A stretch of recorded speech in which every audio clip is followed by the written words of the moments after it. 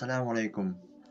Namaz ubaganda musulman emеснин үйүндө болгондо намазын алардын үйүндө окуй алабы, ибадат кыла алабы же туура жолун айтып койсоңуз?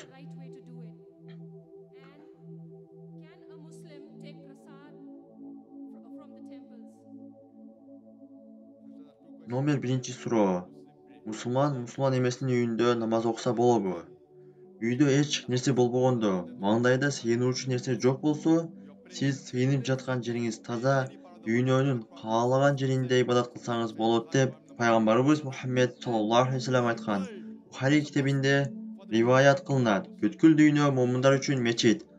Ал жер таза жана шарияттын эч кандай эрежелерин бузбаса, алдында эч кандай сыйынуучу нерсе жок болсо, сиз абдан жакшы намаз окусаңыз болот.